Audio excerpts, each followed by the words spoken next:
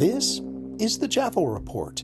On Canada's west coast in Vancouver, not far from the Kitsilano side of the Burrard Bridge, where the seawall hugs the shoreline, a new kind of skyline is clawing its way skyward in Vanier Park, right in the heart of Kitsilano. 3 residential towers are rising along the park's edge, and as I shuffle past with my reusable coffee cup and my slightly cranky knees, I can't help but marvel at the irony.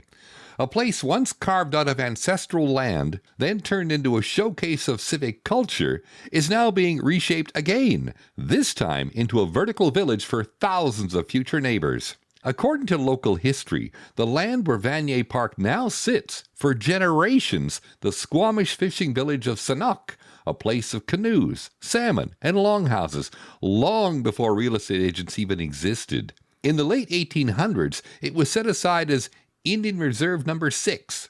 But by 1913, the province and the city of Vancouver, with the help of the railway, decided it was a menace to morals and health, pushed the community out, and burned their homes.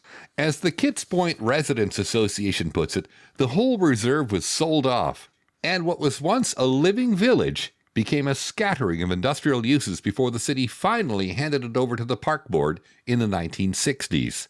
By 1967, the park officially opened, named for former Governor General George Vanier, and over the next few years, it became a cultural hub with the Museum of Vancouver, the Maritime Museum, and the McMillan Space Center, bankrolled by a lumber baron's pocket change of $1.5 million. Now, for a kid of the 1960s like me, that patch of green felt like a victory.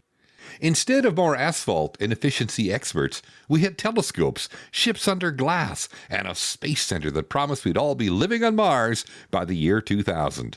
And now, as reported in city planning documents and Squamish Nation-led updates, that same scrap of land is being turned into the first phase of a much larger development called Senakw. The 3 new towers near Vanier Park are just the opening act of a 6,000-unit complex that could eventually house up to 10,000 people on a former reserve now being reclaimed, not just as land, but as a source of income and self-determination for the Squamish Nation. The project is being pitched as car light, with an emphasis on walking, biking, and transit, though anyone who's tried to find a parking spot on a Sunday in Kits will tell you that the sight of yet another underground garage makes them want to chuck their keys into False Creek. So, as another Canadian West Coast boomer settler, I look at these towers and I see a lot of contradictions.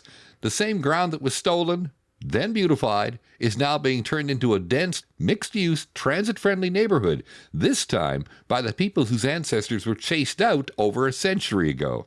It's a little unsettling, a little hopeful, and a lot of fun to watch the debates erupt over traffic, views, and whether the new residents will be allowed to grill salmon on their balconies. But I say it's about time for these partial reparations to keep moving ahead and giving more people a modern and affordable place to call home. I appreciate you taking 5 minutes with this boomer settler. If you enjoyed it, please like, subscribe, and check out my merch coming soon. Who am I, you ask? Just another friendly observer. Call me Jaffo.